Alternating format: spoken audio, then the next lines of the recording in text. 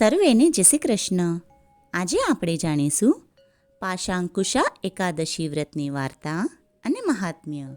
યુધિષ્ઠરે ભગવાન શ્રી કૃષ્ણને પૂછ્યું, હે મધુસૂદન, આસો માસના શુક્લ પક્ષમાં જે એકાદશી આવે છે એનું નામ શું છે તે કૃપા કરીને તમે મને કહો. ભગવાન શ્રી કૃષ્ણે કહ્યું, હે રાજન, એ એકાદશીને પાશાંકુશા એકાદશી કહે છે.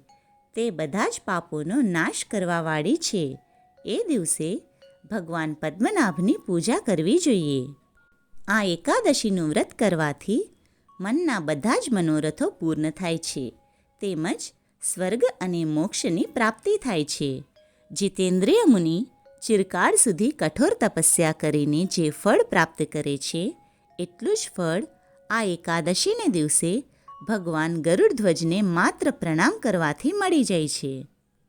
પૃથ્વી પર જેટલા તીર્થ સ્થળો અને જેટલા મંદિરો છે એના દર્શન કરવાથી જેટલું ફળ મળે છે એટલું જ ફળ આ પાશાંકુશા એકાદશીને દિવસે ભગવાન વિષ્ણુનું નામ કીર્તન કરવાથી મળી જાય છે.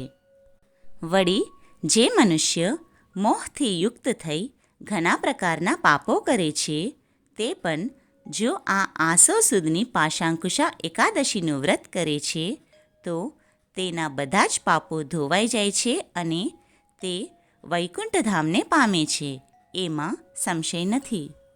જે મનુષ્ય શારંગ ધનુષને ધારણ કરનાર સર્વવ્યાપી ભગવાન જનાર્દન શ્રી વિષ્ણુની શરણમાં જાય છે એને ક્યારેય યમલોકની યાતના ભોગવવી પડતી નથી.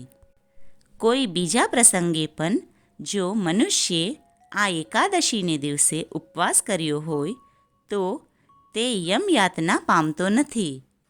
જે મનુષ્ય વિષ્ણુનો ભક્ત હોય છતાં પણ ભગવાન શિવની નિંદા કરે છે એને વિષ્ણુલોકમાં સ્થાન મળતું નથી, પરંતુ તેને નરકમાં જવું પડે છે.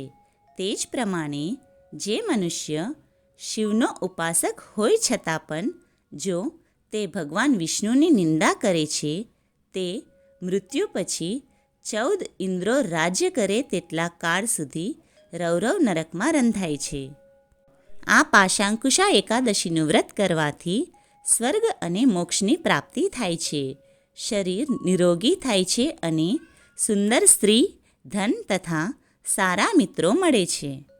આ એકાદશીને દિવસે ઉપવાસ અને જાગરણ કરવાથી વિષ્ણુધામની પ્રાપ્તિ થાય છે. આ પાશાંકુશા એકાદશીનું વ્રત કરવાથી માતૃકુળની 10, પિતૃકુળની 10 અને પત્નીકુળની 10 પેઢીઓનો ઉદ્ધાર થાય છે. જે મનુષ્ય આ એકાદશીનું વ્રત કરે છે તે દિવ્ય રૂપ ધરીને, ચતુર્ભુજ થઈને, ગરુડની ધ્વજાથી યુક્ત, ગળામાં પુષ્પોની માળાથી સુશોભિત થઈને, પીળા પીતાંબરને ધારણ કરીને ભગવાન વિષ્ણુના ધામમાં જાય છે. આસો સુદની પાશાંકુશા એકાદશીનું વ્રત કરનાર સદડા પાપોમાંથી છૂટી જઈને વૈકુંઠ ધામમાં જાય છે, એમાં સંશય નથી. જે મનુષ્ય જે દિવસે સુવર્ણ, તલ, જમીન, ગાય, અન્ન, જળ, પગરખાં, વસ્ત્રો અને છત્રીનું દાન કરે છે એને યમલોક જોવો પડતો નથી. અવંધ્યમ દિવસમ કુર્યાદ દરિદ્રોપી નૃપોત્તમ સમાચરણ યથાશક્તિ સ્નાનદાનાદિકા ક્રિયા.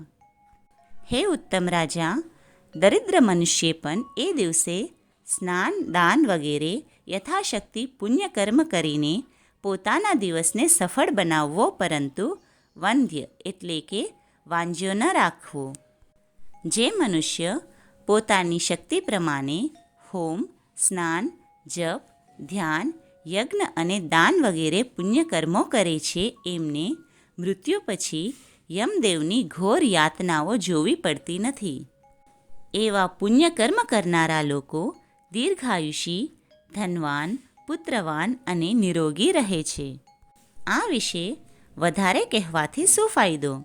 ટૂંકમાં એટલું જ કહેવાનું કે પાપકર્મો કરવાથી મનુષ્યો અધર્મને લીધે દુર્ગતિ પામીને નરકમાં જાય છે અને પુણ્યકર્મો કરવાથી મનુષ્યો ધર્મને લીધે સદગતિ પામીને સ્વર્ગમાં જાય છે. આમ ભગવાન શ્રી કૃષ્ણે યુધિષ્ઠિરને પાશાંકુશા એકાદશીનું મહાત્મ્ય કહી સંભળાવ્યું હતું. જય શ્રી કૃષ્ણ.